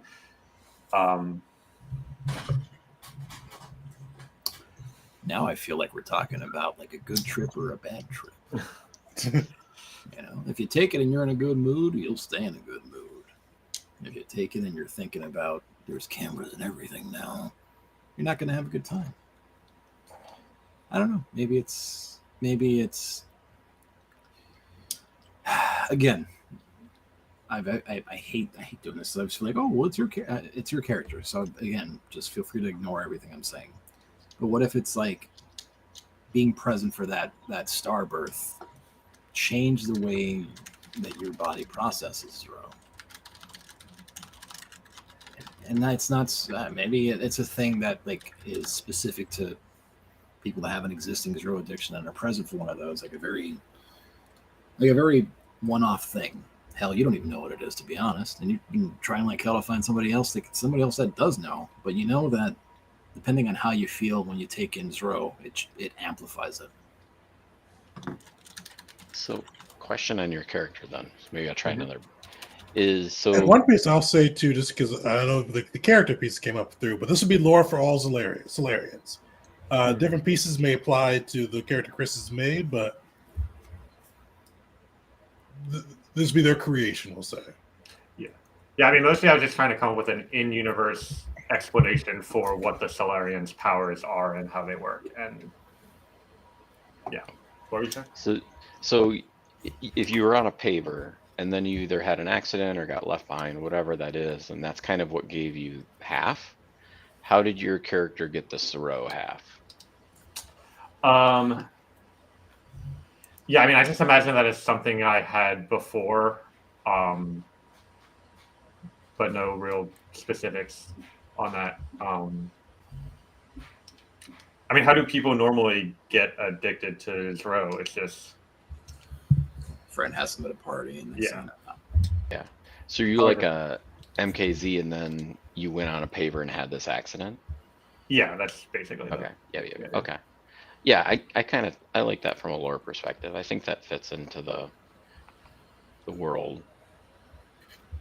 Yeah, because I like the idea that, and now I'm kind of thinking about the Solarians as like another faction in the world in a sense, and very new, but they see like, to be a Solarian, you have to both essentially become addicted to Zero, but also this new substance at the same time, and find that balance. And if you don't have both of them, you're not a Solarian. And there are people who don't have both of them and aren't part of that group, but like this is kind of the I kind of like it more because with Solarian, right? That class, you can either lean into one or the other. You don't have to go balance. right. Then some who experience that do go back this road really hard, or like lean into this new substance or event, and go more towards that. Is it? Maybe I'm just thinking about this differently, but you use the word faction. I feel like it would make a bit more sense if they were a bit rarer. Yeah, I would say like not like an organized faction, but more like a especially recognized with affliction. What's that? Like a recognized affliction. Like, oh, he's and hell, even the name lends to it so much, man. With the Solarian, come on, it's right there. It's like an alumni association. We've each been through this thing. Yeah. So how do the Solarians think about the MKZ currently? Yeah, I mean, I guess that's kind of what I mean when I say thinking about it as a faction. It's like if it's just like a couple of different people, like they're all going to have different opinions on that kind of thing. If it's like a little bit more organized than that, then the group can start to have opinions on things. So I think it fits better as like a disorganized people that went through experience, but if like I'm almost thinking like Witchers. Ooh. Yeah, because like maybe the whole thing is the whole process or whatever is something that the assembly recognizes, and they have like again, I know this is your thing, and we're just running with it. If you want me to stop, just say so.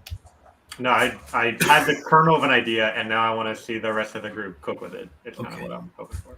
Okay, so what I'm thinking is, again, the assembly has some sort of a relationship with this faction, but it's a small faction of people that are of Solarians, and they go through this whole process that maybe not everybody survives, but it kind of takes them to the extremes of themselves, and it lets them know themselves from both sides. I always said the assembly is very against Zero. I think they'd be part of exploding. That's what I'm thinking about. Like, what would the benefit be for them to have them be present, to allow them to be present for that whole process? That's why maybe they take Zero addicts who are trying to repent, and then bring them to the creation of a new star, which kind of exposes them to the other piece of it. And it helps, and it eliminates the addiction, but it creates something else entirely. Mm-hmm. Yep. I like that. And so then I feel like you'd almost have like very like a duality, and I love the Witcher thing because kind of a Witcher, some of them see themselves as monsters and they sympathize with monsters, and some of them are like, I'm just here to kill monsters. And so when, like, if a Solarian encountered an MKZ, it's interesting because one might be like, yeah, I know what that guy's about. I'm putting him down.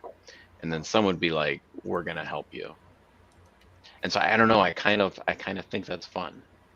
I like that. Where some just kind of straight up kill the MKZs, and somebody even drag some MKZs like kicking and streaming to see if they can kind of bring them to another event to cure them in their mind. I kind of like the idea of I don't know of my mind goes to the hiss, but like some kind of not quite a leader, but an elder of the Solarians, right? That can be referred back to, even though they may be like spaced out a lot. I kind of feel like they work better with like a central ethos, with kind of like a. Oh, alrighty then. This group disagrees. I mean, then you can get even deeper into it, and you got different factions. Or like was said before, with the different like pseudo factions of them, there's the entropy side that's all about gravity, and the other one that's all about photons. yeah, and then some that strive then more the for the balance. other, some that strive for balance, some that look distinct. It seems like it could be. I like that you came up with a kernel. We're like, all right, from that idea of affection, we're gonna get 7 of these motherfuckers. Excuse me. I feel like So- one of their common ethos should be is they almost like revere the assembly though. Except for one that totally hates them. Maybe like Except that begrudgingly, like I didn't want this. Like maybe they hate their existence. Yeah, like maybe like some of them didn't want to be cured. Yeah, some of those like, because like yeah, like some addicts are like, I don't want to get clean. Heroin's awesome. You know, I mean it's terrible, but They're that's like, the case you sometimes. took me to that drug rehab. Yeah, exactly. I'm gonna kick out a window and I'm gonna go figure it out. So, what about calling the star creation substance Rhea, and then our in-universe name for Solarians are Rhea Drones, because they have Rhea and Zoro kind of combined together. Zorians? What did you say? I'm sorry. Rhea Drones, but Zorians is a I do like Zorians, yeah. Yeah, that rolls off the tongue a little bit easier. Let's go with that one. So we got. So do we want to make them more? I'm trying to keep track of my notes, and I feel like we've kind of said both more faction based and less faction based. So we want to make a decision one way or the other, because that'll probably play an impact on where my I feel character. like at the end we're gonna pan to your notes. It's gonna be like one of those investigation scenes on the wall with just like pins everywhere. Pretty much. It's just going to be like a big one-note thing with conflicting notes. What about this? What about this? What about that? What if we? Just How circle about? pointing to something else? Oh man, I'm sorry that we're all over the place. God. I like having the central experience, but not like being like a group. But definitely happy to be overruled there.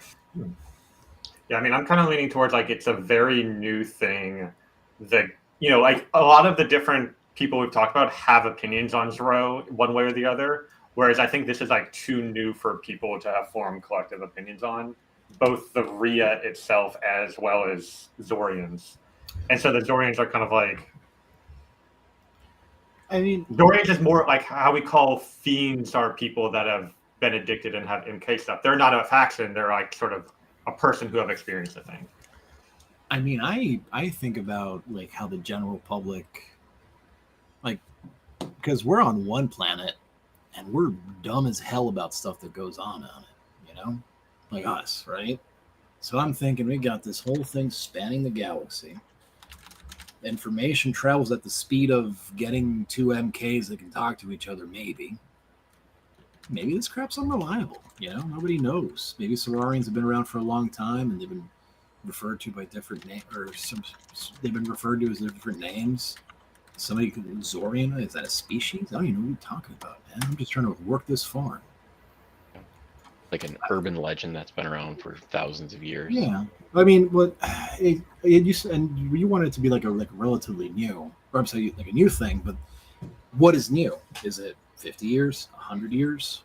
And to be fair, one of the things we did say during our galaxy creation piece was that within the last 1,000 years is the first time that somebody witnessed the pavers create a new sun.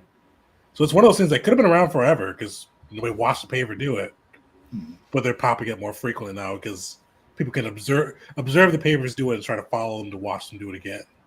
Or like maybe a star forming is a very recent event, and of those that were present, this is what the result was. Mhm. And they kind of came together, and then I don't know. Yeah, I think about how like uranium, it's a chemical. It's been around since the beginning of the universe, but like but it being a thing that people think about on a regular basis is relatively new, and that thing that impacts people's lives and stuff. It's like the ways it can be used was like more recently discovered, but like I imagine like people have had some interactions with uranium, going back hundreds of years in our history, even if they didn't like know what it was.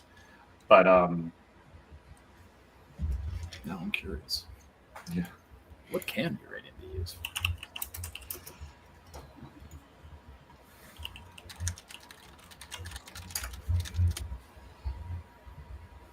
Perfect. So any more thoughts on the Solarians or Zorians we've created? All right. So we know that Chris is running with Solarian. What's everybody else thinking? I'll go next because I think I might be straightforward. So I'm going to run a Mystic. And I'm leaning right now towards it's not the Barathu, it's the, what do we call them? The Menathu? Yeah. Menathu. Heck yeah. And so one of the interesting like ancestry things, which I think is kind of fun, is the ability to like synthesize medicine. And he just like can create medicine with his like biology. And so I'm thinking like he'll be just like he was created almost to be like a pharmaceutical plant. And now kind of serves more as like a doctor. Nice, I like that.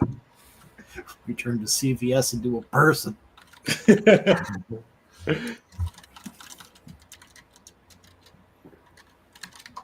So we got our Mystic, ended with Mystic. I love it. That's it. We've got our Menathu that's gotten unlocked his MK powers, maybe through Zoro, maybe through not, but he's got some mystic skills. All right. At Kimball? Maybe I'll check out the Envoy. Hey, that one's pretty good. Yeah. Charisma-based class. Oh, we got you to play charisma-based classes. Yeah, it's a nice change. Now I gotta figure out Any ancestry lands? Oh, I don't know. Just gonna be battlefield direction. I mean, I just like playing humans. I'm biased. What can I tell you? All right. All right, let's go. Screw it. Keeping it human.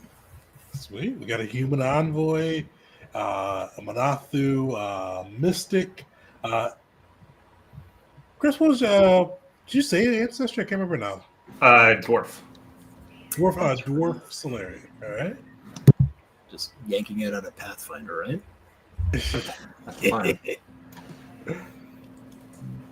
Burger, what are you thinking? Okay, so the image for Witch Warper is this really cool dude in what looks like medium armor with a sword, but I'm noticed with a really cool sword, I should mention, and like this like cosmic technological thing in his hand. But the class itself only has simple weapons and light armor. So if I can make a melee Witch Warper with a hiss, which I think I can do, that's probably where I'll lean towards. Because one of the things you can get for an anchoring action with a class feat is making a strike. So probably like a hiss witch warper, using some of those abilities that are innate to the hiss, while throwing around its also very innate bulk.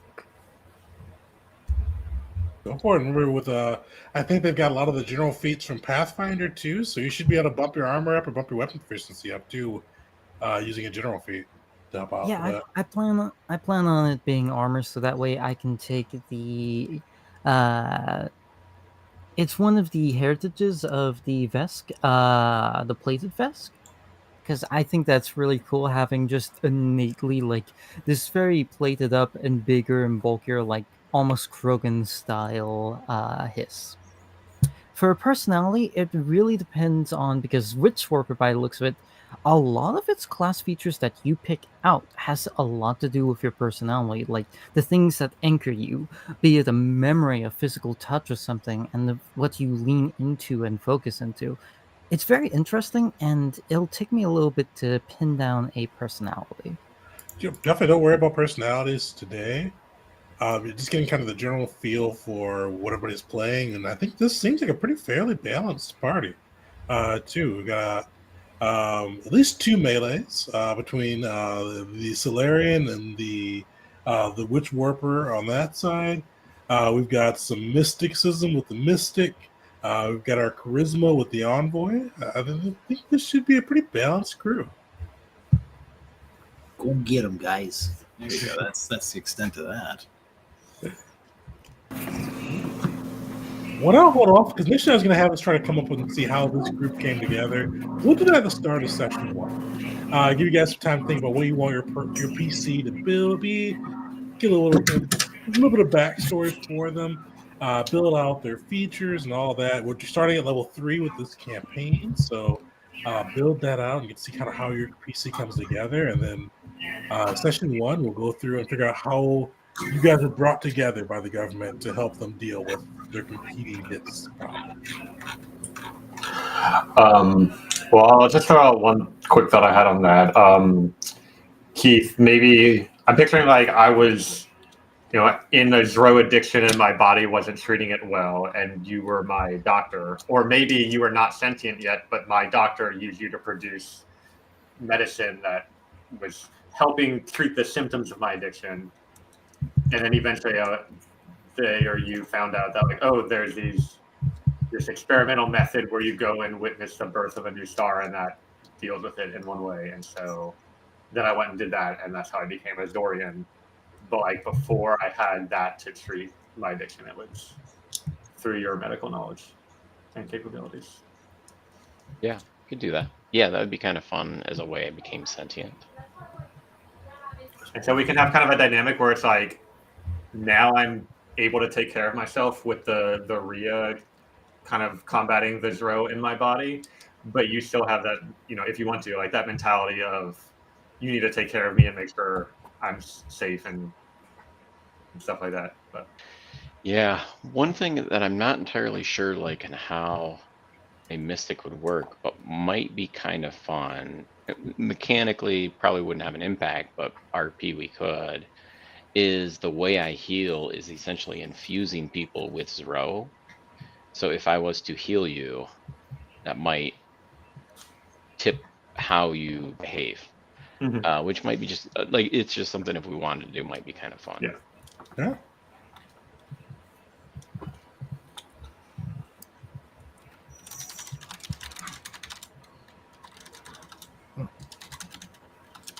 What do you think there, Alex? I'm thinking it's a maybe in the same way that like people use like snake venom as like a medicine.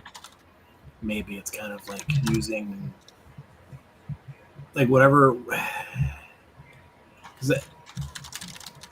No, that's fine. I like it. It's cool. I like the idea of you've got some health back. Why are you so mean now? Yeah. Why are? Whoa, buddy, easy. It's you can have the last. You can have the parking spot. I don't know. I'm just thinking. And I like this role being like a healing factor too. Okay, I forgot we somebody mentioned it earlier, but that's something I was going to run with. And actually, it was going to be mentioned in the earlier campaign. We didn't get that far. Whereas Zero is probably slightly present in minuscule amounts in everybody. Like maybe the healing process heightens the Zero, activates the Zero, makes it Zero it up. I don't know. Maybe when I Mystic quote recharges, that's what they do is they literally start absorbing the Zero, like keeping it in their little Zero pouch. Whatever Manathu has. It replaces the bladder. No. Oh man. Okay. I'm excited. So do I have a sheet? Because I'm so you guys make sure you go on to Foundry. For the viewers, Foundry has like a really cool playtest for Starfinder 2e that pretty much gives you all the rules in there. That just adds on to the Pathfinder 2e module. So if you guys haven't yet, go to the Foundry thing. Ping me if you don't have a sheet, and I'll get you guys a sheet. We'll have next week off, and then we'll come back the week after and dive in. Oh, I'm already in there, buddy. I'm waiting. I'm ready. Sweet. Any last minute thoughts before we wrap it up, group? I'm looking forward to the first. Yeah. Everybody join us April Fool's Day as we get our first adventure or first session of our adventure off. Yeah, we'll be back 2 weeks with campaign 2's first session. But thanks everybody for hanging out with us throughout the creation. We'll see you all next time.